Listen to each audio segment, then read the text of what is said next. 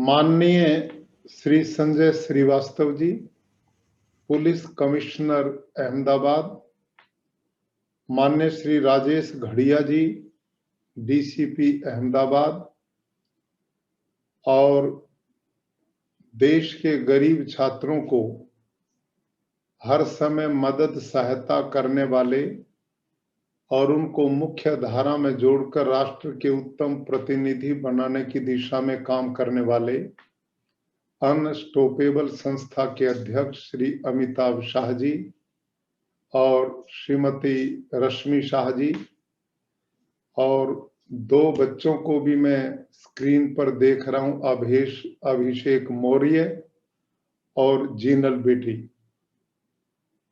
और इस कार्यक्रम से जुड़े हुए सभी सुरक्षा सेतु के अधिकारीगण और प्यारे प्यारे बच्चों, अभिभावकगण।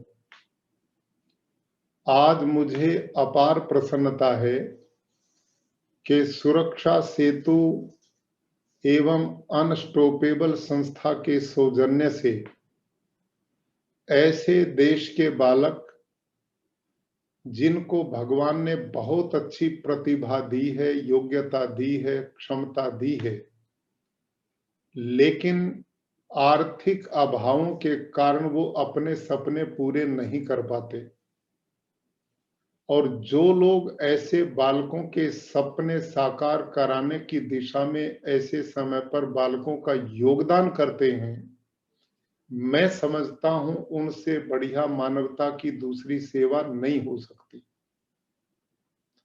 अभी मैंने अभिषेक को सुना है, जो दिव्यांग हैं, जिस जगह पर वो बैठे हैं, मैं अनुभव कर रहा हूं कि वो जिस अभाव से गुजर रहे हैं और उस बालक में कितनी क्षमता है आगे बढ़ने की, कितनी योग्यता है कि उसने अपने परिश्रम से सुरक्षा सेतु के टेस्ट को पास किया है।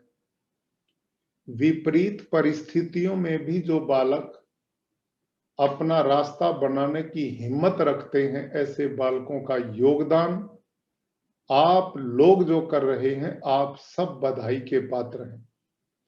मैं कमिश्नर महोदय को, राजेश घड़िया जी को और उनकी पूरी टीम को बधाई देता हूं कि जो रात दिन प्रशासनिक सेवा में रहते हुए, पुलिस के सेवा के कार्य करते हुए भी गरीब छात्रों को ढूंढ ढूंढ करके उनमें से योग्य छात्रों का चयन आगे बढ़ाने के लिए करते हैं। ये बहुत बड़ी मानवता की सेवा है। युवा अनस्टॉपेबल संस्था, जिसमें अमिताभ जी रात दिन इसी प्रकार का अभियान केवल गुजरात नहीं पूरे देश में चलाए हुए हैं, और न जाने कितने स्कूल अपडेट करा चुके हैं, स्कूल्स में बच्चों के लिए स्मार्ट क्लासेस बना चुके हैं, बच्चों की पढ़ाई के लिए सब तरह की सामग्री उनको देते हैं और उनकी पढ़ाई का प्रबंध करते हैं, उनको छात्रवृत्ति स्कॉलरशिप देते हैं, और बहुत बड़ा एक संगठन खड़ा करके आने वाली पीढ़ियों के निर्माण की जो योजना है, निस्संदेह ये वो लोग हैं जो समाज की धुरी हैं और देश को आगे बढ़ाने के लिए इन बालकों के भविष्य को सुरक्षित कर रहे हैं।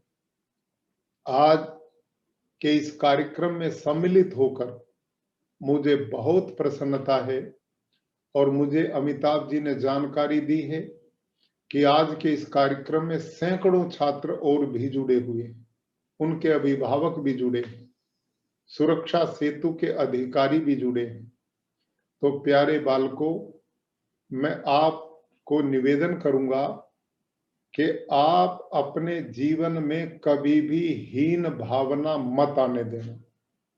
ये कभी मत विचार करो कि हमारे पास बढ़िया मकान नहीं है, हमारे पास आधुनिक सुख सुविधाएं नहीं हैं, हम छोटे परिवारों में पैदा हुए हैं, हम गरीब हैं। ये विचार अपने जीवन में कभी मत आने दो। आप दुनिया के इतिहास को पढ़ो। जो बहुत सुविधाओं में पैदा हुए बालक होते हैं वो कभी इतिहास नहीं बनाते।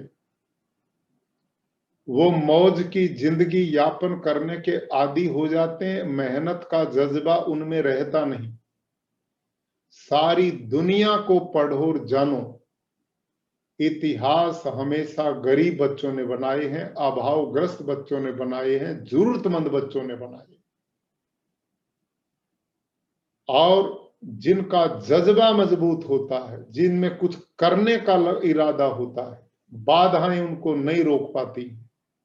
वो अपना रास्ता खुद बनाने की क्षमता रखते हैं।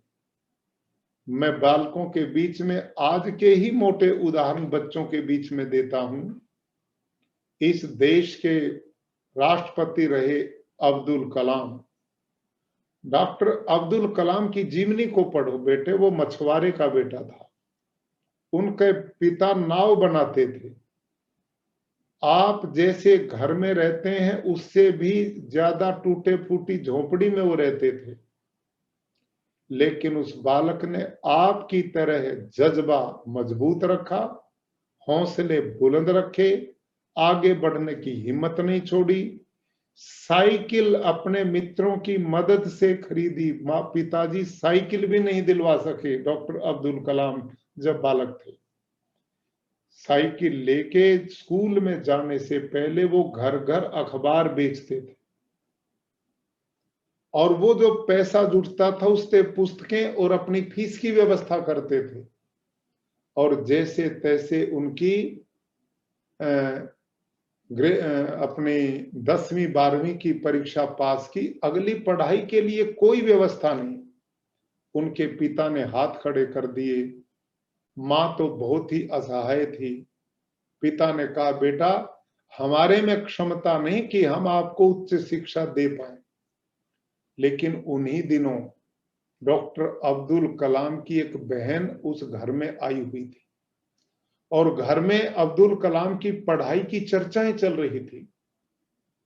गुमसुम बातें हो रही थी गुपचुप। और इधर उनकी बहन को पता लगा अब्दुल कलाम पढ़ना चाहता है, लेकिन इसके पास फीस की व्यवस्था नहीं।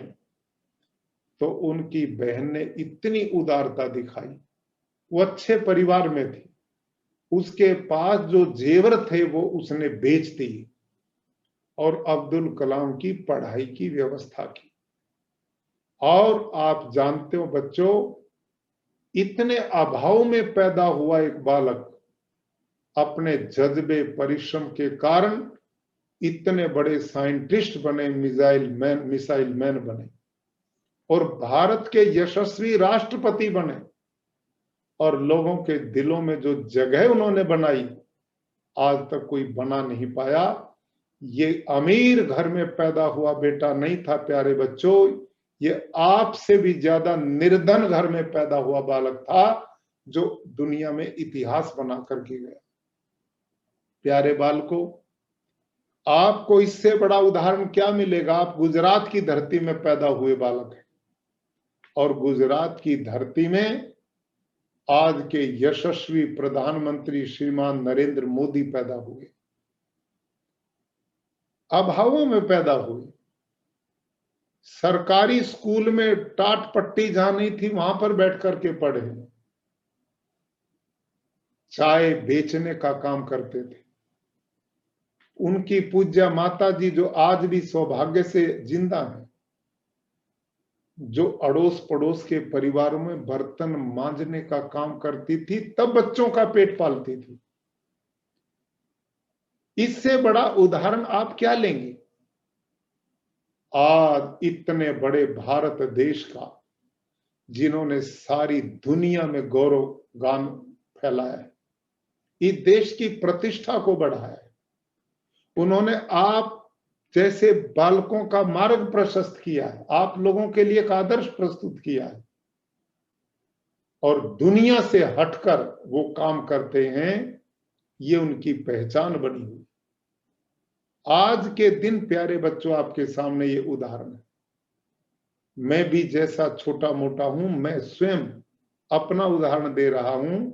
मैं अपने जिस गांव के स्कूल में पढ़ता था, वहां बैठने के लिए टाट पट्टी भी मेरे पास नहीं थी, मैं घर से ही लेके जाता था।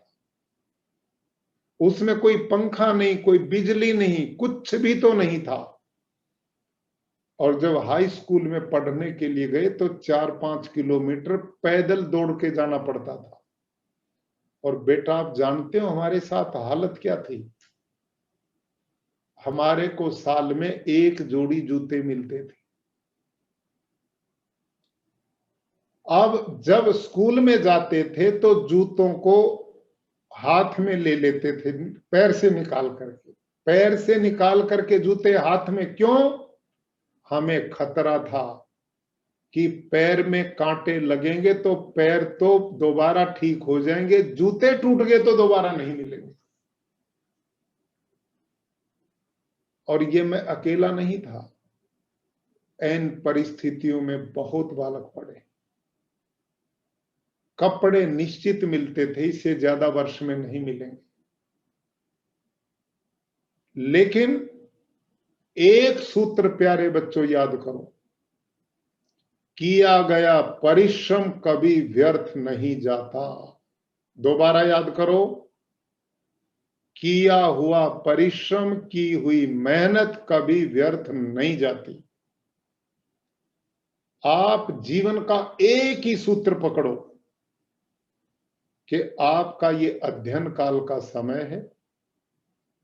इस समय आपने अपना फोकस केवल पढ़ाई पे करना है।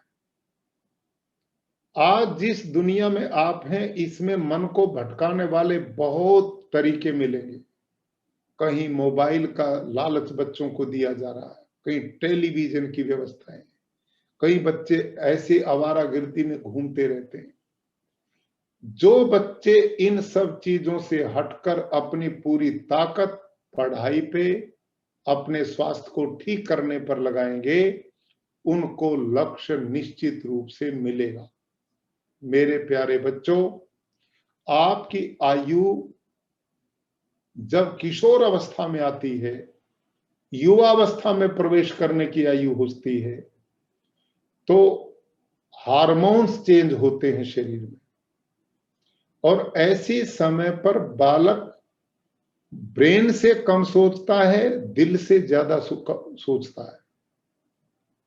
आपकी उम्र में जो बालक अपने गुरुजनों को, अपने माता पिता को और युवा अनस्टॉपेबल जैसे संस्था के लोगों को और श्रीवास्तव जी जैसे अधिकारियों के संपर्क में आ जाता है, राजेश घड़िया जी के विचारों को सुनता है, वो तो इस नैया को पार कर ले जाएगा। और जो बालक दुनिया के भटकाव में उलझ जाता है और ये सोचता है कि पता नहीं फिर ये मजे मिलेंगे कि नहीं मिलेंगे, इनके मजे ले लो, और पढ़ाई से विमुख हो जाता है, बुराइयों से ग्रसित हो जाता है, गलत सोसाइटी में बैठता, गंदे बच्चों में जाता है, बस वो समझो बुद्धिमान होते हुए भी अपनी बुद्धि का सकारात्मक उपयोग नहीं कर पाता। इसलिए सब बच्चों से मैं आग्रह करूंगा, प्यारे बच्चों, धूम्रपान से दूर रहना, हर प्रकार के नशे से दूर रहना, गलत बच्चों की सोसाइटी से दूर रहना, अपना आदर्श अच्छे लोगों को बनाओ, महापुरुषों की जीवनियां पढ़ो, उनकी जीवनियां आपको बहुत बड़ी प्रेरणा देंगी। और ध्यान करो प्यारे बच्चों, माता पिता से बड़ा हितकारी संतान के लिए दूसरा कोई नहीं होता। माता पिता अपने संतानों का जितना हित, जितना भला चाहते हैं, इतना कोई नहीं चाहता। इसलिए वो जो बात बताएं, जो मार्गदर्शन करे, उनकी बात मानो। नंबर 2, अध्यापक, गुरुजन, और ये वो लोग जो सुरक्षा सेतु के अधिकारी हैं, अनस्टॉपेबल संस्था के अधिकारी हैं, इनका कोई स्वार्थ नहीं। माता पिता का एक सीमा में स्वार्थ हो सकता है प्यारे बच्चों, उनकी इच्छा होती कि बुढ़ापे में मेरे बच्चे मेरी लाठी बने, मेरे घर का गौरव बढ़ाएं, मेरे कुल को ऊंचा उठाएं, हमारे घर के सम्मान को बढ़ाएं, उनकी इच्छा है। लेकिन ये लोग जो आपको मिले हैं, जो आज के इस कार्यक्रम के आयोजक है, इनका क्या स्वार्थ है? इनका एक ही स्वार्थ है, और वो स्वार्थ ये कि ये बालक बालिकाएं, मेरे देश के प्रतिभाशाली बच्चे किसी से पीछे ना रहने पाए, ये योग्य बने, ये अच्छे नागरिक बने, ये संस्कारवान बने और बढ़िया आदमी बनकर अपनी योग्यता से सरकारी टेस्ट जो उनको क्लियर करें और अच्छे अच्छे पदों पर जाकर के देश की, समाज की सेवा करें। इनका यही उद्देश्य है। अपनों में अपनापन तो सब देखते हैं, लेकिन महान वो होते हैं जो दूसरों में अपनापन देखते हैं। तो ये सुरक्षा सेतु अनस्टॉपेबल संस्था के ये वो लोग हैं कि जिन्होंने पूरे समाज को अपना परिवार बना लिया। हमारी संस्कृति का नारा है, अयम निजः परोवेति गणना लघु चेतसाम उदार चरिता नाम तू वसुधैव कुटुंबकम। ये तेरा है, ये मेरा है, ये अपना है, ये पराया, ये छोटे लोगों की बात है। सब लोग हमारे हैं और हम सबके, ये सारी दुनिया के लोग हमारा परिवार हैं। और जब समाज में अच्छे लोग ज्यादा होंगे तो अच्छा समाज बनेगा। आप जैसे प्रतिभावान बच्चों को स्कॉलरशिप देने की योजनाएं बनाई जा रही हैं, आपको बुक्स की व्यवस्थाएं हो रही हैं, आपको छात्रवृत्ति दे करके आगे बढ़ाने के प्रोग्राम इन द्वारा है। और मैं बधाई देता हूं श्री श्रीवास्तव महोदय को और घड़िया जी को और इनकी टीम को। पुलिस के बारे में लोगों की धारणाएं ही कुछ दूसरी रहती हैं और वो कहते हैं कि ये लोग अक्सर संवेदनशील नहीं होते, कठोर होते हैं। लेकिन मैं इस बात को मानता हूं कि जो क्षेत्र इनका है उसमें कठोरता के बिना कभी काम चलता नहीं है। दंड शास्त्री प्रजा सर्वा, राजा धरती पर राज्य नहीं करता, अपितु दंड व्यवस्था मजबूत हो, अच्छे लोगों को सुरक्षा मिले, गलत लोगों को प्रताड़ना मिले, तभी अच्छे समाज का निर्माण होता है। यदि गलत लोग दनदनाते रहें, भले लोग दुखी होते रहें, तो अच्छा समाज कैसे बन पाएगा? ये लोग कितने संवेदनशील हैं कि कोरोना काल पिछले 1 साल से पूरे देश को कष्ट में पहुंचा रहा, लेकिन इस दौरान हमारी पुलिस ने, हमारे पैरामेडिकल स्टाफ ने जान जोखिम में डालकर लोगों की सेवा का जो काम किया है, उसके लिए मैं इन सब को बहुत बधाई और साधुवाद देता हूं। कितनी मेहनत का काम है, 24 घंटे की ड्यूटी है और उसके बावजूद इतने सब जिम्मेदारियों का पालन करते हुए ये लोग आप जैसे जरूरतमंद बालकों को ढूंढ रहे हैं और ढूंढ ढूंढ करके उनकी पढ़ाई की व्यवस्था का प्रबंध कर रहे हैं। इससे भला कार्य मानवता का और क्या हो सकता है? तो ये बहुत बहुत मैं इनको साधुवाद देता हूं। और इतना ही नहीं, पुलिस के सैकड़ों लोग कोरोना की रात दिन सेवा करते करते संक्रमित हो गए और कितने ही परिवारों के नौजवान बहादुर सिपाही, पुलिस कर्मचारी, पुलिस अधिकारी मौत का शिकार हो गए, शहीद हो गए। ऐसे इन शहीदों को जो औरों के लिए अपना जीवन दे गए, उनको आज के इस कार्यक्रम में मैं श्रद्धांजलि देता हूं, उनको नमन करता हूं। और मैं युवा अनस्टॉपेबल को भी निवेदन करता हूं, वो पहले ही इसके लिए तैयार हैं कि हमारे ऐसे जो परिवार, जो शहीद परिवार हैं पुलिस के, एक अभियान जो हमने राजभवन से पिछले 15-20 दिन से चलाया है, कोरोना सेवा यज्ञ के नाम से, जिसमें हम पूरे गुजरात के 1 लाख कोरोना वॉरियर्स को किट दे रहे, जिसकी जानकारी अमिताभ जी ने दी है।